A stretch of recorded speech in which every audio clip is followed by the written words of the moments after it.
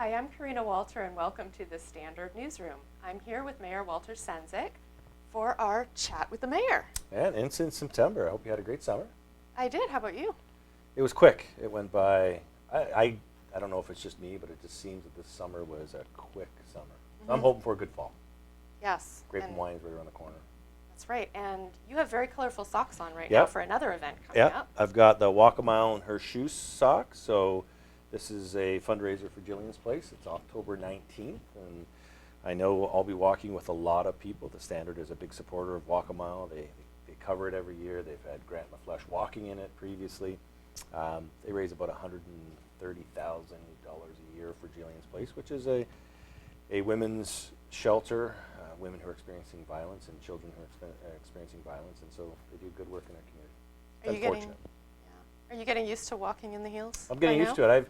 It's their 14th annual. I've done 13 of the walks, so I think I've done every year, and it's depending on. I've moved to platforms, I think they're called, instead of the high heels. Okay. I've moved to more of the. Are they called platforms? I don't. There is a platform, yes. And it's with a wedge. A wedge. I moved to the wedges. Okay. More stability. I'm getting older. Well, at least you're not doing the flats. I've seen a few of those out there. So. On a serious note, we have a lot of ribbons on the lawn of City Hall right now, representing people who've died of overdoses. And on Monday, City Council made a motion asking that the region be part of a lawsuit against pharmaceutical companies that manufacture opioids. The Regional Public Health Committee is looking into that now, and the legal. I'm just wondering, how much is it costing for the city to deal with this issue right now? So the city alone, when we were in the Association of Municipalities of Ontario, which was a conference that was held in August in Ottawa, our own staff, so this is like the parks people, these are the ones that are going in and cleaning up after a lot of the issues that are being presented because of addictions. And we're in between 200 and 300,000 a year in terms of just parks and recreation and some of the ancillary services that we provide. So that's just the city. Then you move it up to the region. You look at community services, public health, impact on families, and you really start to see where the costs start to escalate. Because we're on the front lines of what's happening with the opioid epidemic across the country. We're on the front lines, meaning we're the ones, we've got agencies on the street working with people who are struggling with addictions. And so the cost to us as both taxpayers and as a community is enormous. And so I think it's important, personally, and I'm proud that City Council supported the motion, and the region, the Public Health Committee of the region, they supported looking into the feasibility of joining the class action lawsuit, is because we got to hold to account those who actually created the opioids for the public to consume. And that's the big pharmas. That is the pharmaceutical companies. And people can say, oh, well, it's not the pharmaceutical company's fault because they were just trying to control pain. Well, I don't buy that they were just trying to control pain. They were creating products that they knew would have an impact on the brain. And then from there, you got to look at the doctors, the medical system itself, and how it was prescribing these opioids and then not tracking the addiction rate. And so this is going to be a complex issue around the legality of it. Ohio and Oklahoma have both been successful in their lawsuits, and I'm confident that if we're able to join the Ontario and BC class action lawsuit, that we'll be able to hold to account those companies who have put so many lives in peril because of this kind of affliction. You also mentioned on Monday that besides Big Pharma paying up, that the city would like to see some additional funding from other levels of government as well. So when we were in Ottawa, we met with the Minister of Municipal Affairs, we met with the new Minister of Mental Health and Addictions, Minister Tubulo, and every ministry that we got in front of, we presented our case and said, we need funding in our community, whether it be an increase in addictions funding, addictions recovery, increase for frontline staff who are working with these folks, and even as a lower tier municipality where we don't have a public health department, that's the regional jurisdiction, we still have costs that are associated with these issues, whether it's our libraries, our transit systems, our parks. we have costs that are being picked up by the taxpayer at a lower tier when it's the province and the feds that have an opportunity to provide more funding for us to be dead. It is a national epidemic.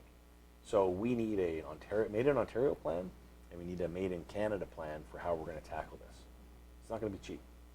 You also emphasized on Monday that the city has done stuff to deal with the issue, and it hasn't been ignored. And Yep. Did you want to go through some of that? Yeah, it's an exhaustive list, but we're part of the open network at the region, and it's the opioid epidemic network that has all of the agencies around the table, including the medical, the health departments around the table. We as a city are a part of that, so we're looking at all of the stuff that is being done by different departments and agencies, and how can we collaborate together. We have naloxone training for our firefighters. We were the first ones in Niagara, one of the first in Ontario to provide that training, which is frontline staff doing what they need to do. We've supported increased patrol in our downtown. We've advocated for increased foot patrol for our Niagara Regional Police coming into our downtown. We're working with our library and our transit systems to make sure that their staff are aware of what happens during an overdose, so that they have the proper training. And we're creating the understanding, whether it be through our staff or working with other community agencies, about what does addictions look like. And we've got to take it out of the shadows. We have those ribbons on the front of City Hall, and there's not just a couple of them. I lost count after, I think, 70 on front. They all represent someone who's died of an overdose. Well, to the public, those are people that live in our community. And I had the mother who came in who actually took the initiative to do this, and her son, 23 years old, Niagara College student, died of an overdose. So like this whole discussion, Karina, about, well, it's just a homelessness issue. The homeless ones are the afflicted. They're the ones they're the ones doing the drugs. It is a broad spectrum of people in our community who have an addiction issue right now. I've talked to a person who lost their job, had a successful business, lost their job to an addiction. And 2 kids, wife, it's all gone because of an addiction. It's not a homeless issue.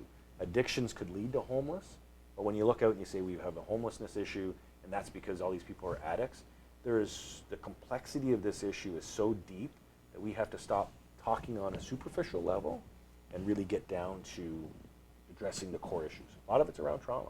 Mm-hmm. The Downtown Association is holding a meeting tonight for businesses, and I'm not sure if residents as well, dealing with some of these issues, as you mentioned, the homelessness and addictions.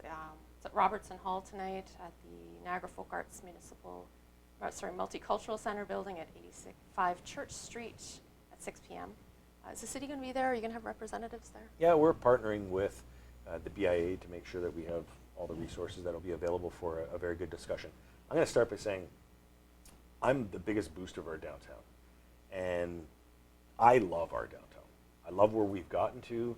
I love how far we've come. Born and raised, 47 years in St. Catharines. Seeing the downtown that it is today, we have come so far.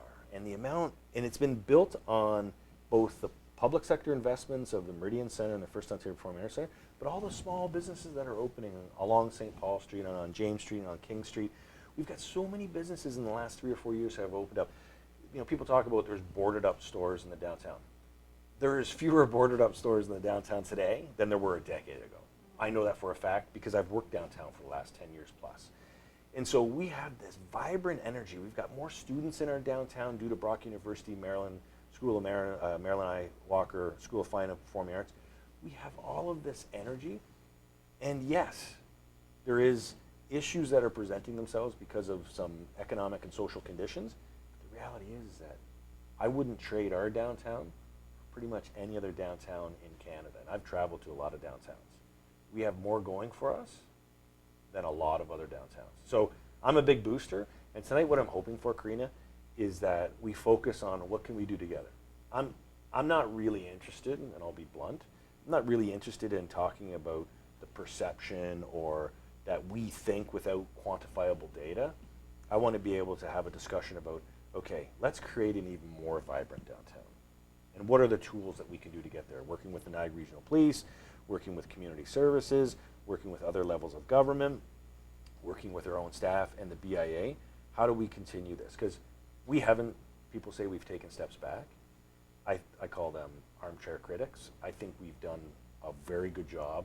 We haven't taken any steps back because we're so much further ahead than we were a decade ago that yes, we identify there's some issues, but the reality is that we can overcome this. I just want to stick with the opioids for one more second here. You also mentioned on Monday when we're talking about what we can do, you told people that every one of us should be asking our federal candidates, what can they do? What are they going to do where they can use increased legislation or law enforcement to prevent illegal drugs and addictions from spreading further into our community?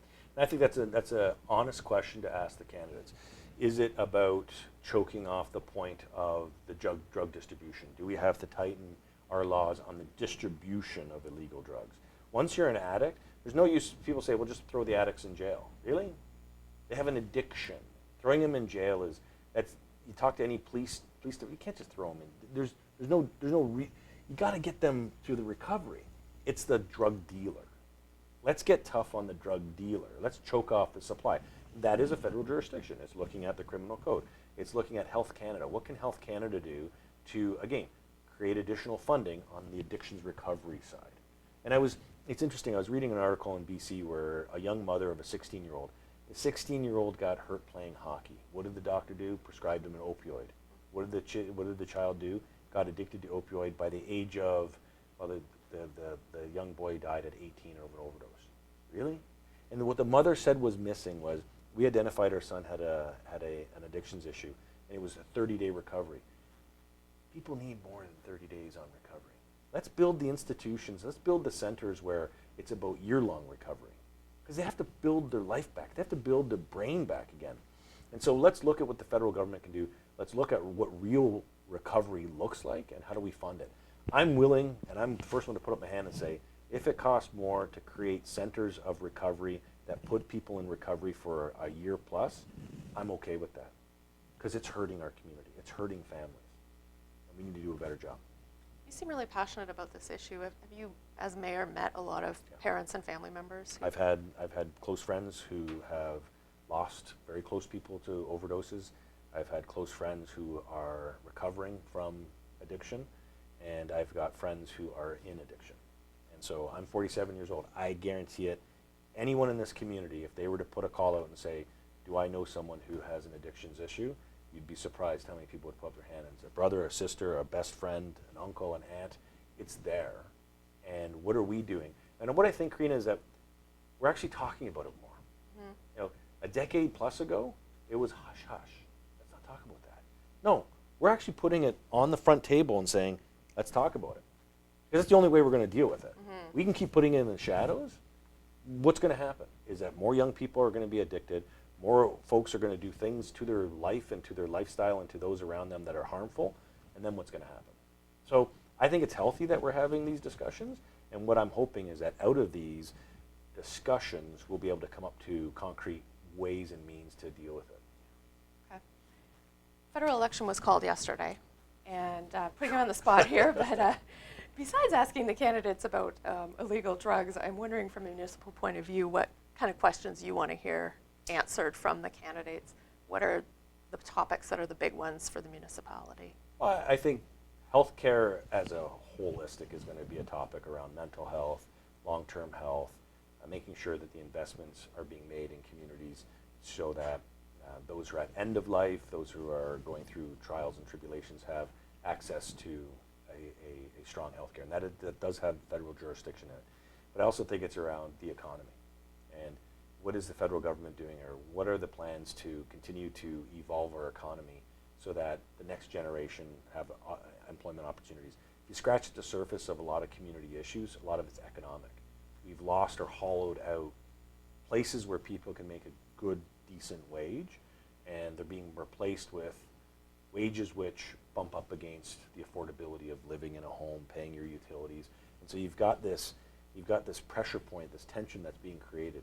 We need good paying jobs, and it's easy to push it to another government and say, well, you go create the good paying jobs. Create the conditions for it. How are we investing in innovation? How are we investing in companies in our community that creates long-term economic output for the business? They can do it. They've got the tools to do it. We got to remain competitive. And those are spaces where I think the federal government can play an important role. And look at Heddle Marine over at the Dry Docks. Great example of what can the federal government do to ensure that there's opportunities for them to get contractual work out of a very big naval program. So what can they do? There's got to be ways and means that we can help support local businesses, and I think the federal government has a role. So those are two spaces, and the third one is making sure the municipalities are at the table.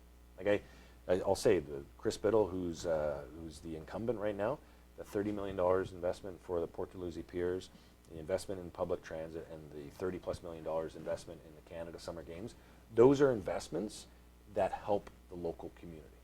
There's a net benefit. So whoever represents our community moving forward, they have to look at those areas that can have a net benefit long-term investment, and that's what we're hoping for come the end of this election. We're having, I'll just say this, respectful discussion. Let's keep it above board. Let's get away from the fake news and fake information. And let's make sure that, one, all candidates who are running are treated properly by the public, and two is they're asked questions about what they can do in government. Let's stay away from the personal stuff. Yeah, some people are saying this is going to be a pretty nasty one this time around. I hope not. But climate change is obviously another big issue coming up. And I understand yesterday you signed an agreement with Brock University. Yeah. What is that for? So that is a project that there's 7 municipalities, and I don't want to miss ones, but Niagara Lake, Lincoln, St. Catharines, Pelham, I believe Thorold or Welland. So there's 7 municipalities in Niagara, part of a Niagara Adapts, and it's working with their climate change research team that's going to look at what we do as municipalities and how do we become climate resilient and how do we push back at climate change. So looking at our infrastructure, looking at our what I call hard infrastructure, which are roads and sewers and waterways, and how we're building our community, but also what is it from a corporate point of view that we can do. So this is a really good initiative because it's going to take best practices, and what I love is that Brock is playing a central role in this. Okay. We're going to get to some reader questions now as well. So United Empire Loyalist on Twitter That's great. asks, and this is, I guess kind of touches on something we just talked about. Considering the prevalence of the homeless on the streets of St. Catharines and the slew of businesses being boarded up on the main downtown drag, what is your plan to address the economic hardship of the city and increase the city's production and economic viability? It's one of those questions where you look at and you go, obviously we're not doing a good job showcasing actually what's happening, because a lot of misinformation in that tweet, and misinformation because when you actually look at what's happened downtown and the investments, you got Adrian Kulikowski, who has taken the old Lincoln Theater. It now is, there's I think 15 businesses in there at the other end of St. Paul Street, which was long time ago, it's been hasn't been really redeveloped. So Adrian's gone in there and done that. You looked at this concept that things are boarded up. I don't know, I would say to the Empire, and it's funny because it reminds me of one of those reenactment people from the War of 1812, United Empire Loyalists. Reach out, I'll take you for a walk, and I'll show you. There's a great announcement coming up, and I can't say which company it is, but there's a company coming up that'll bring hundreds of jobs to the downtown.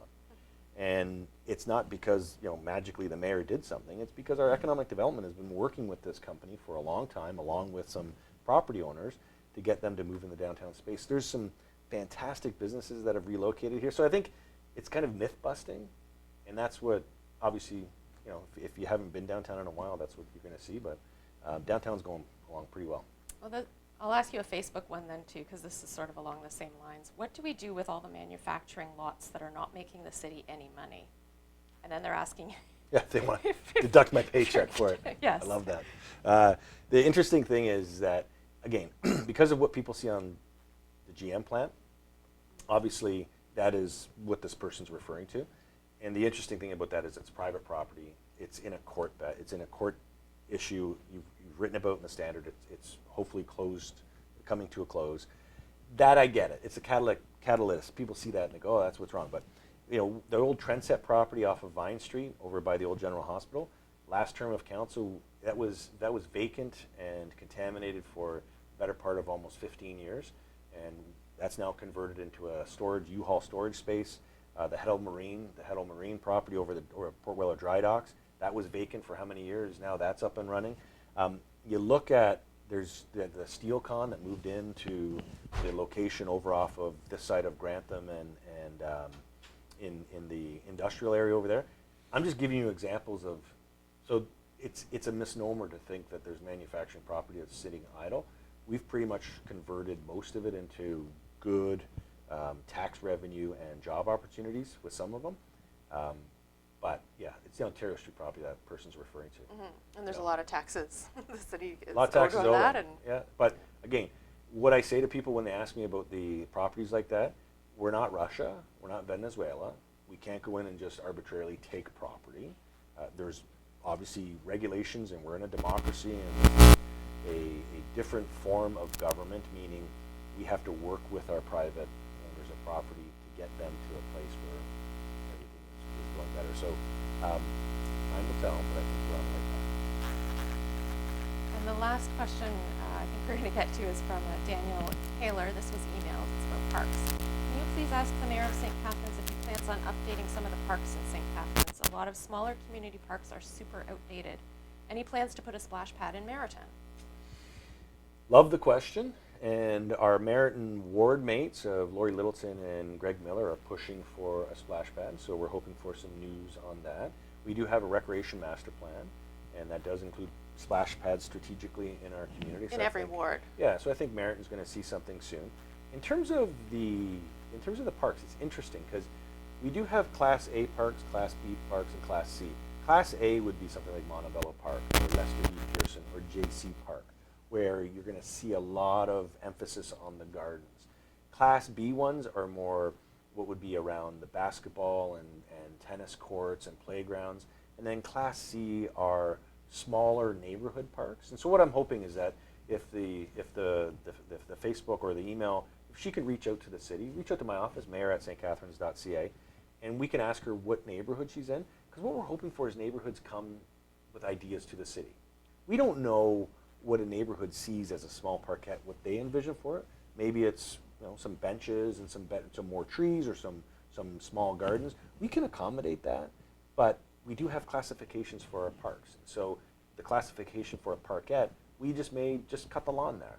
But if the neighborhood says, no, we'd like to see some benches here, we'd like to hear from them. And that's why I think neighborhood associations are really important in the city. And so I'm looking forward. Hopefully she can get in contact with the city, let us know, and our park staff do a great job. I'm very proud of the work they do. They do have a list, right, of basketball courts and tennis courts that are Go to Lester B. quite the Pearson. deficit. It's we have new tennis courts there that have been recently resurfaced. We've got 3 basketball courts that have recently been resurfaced. We the North. Yes. Okay.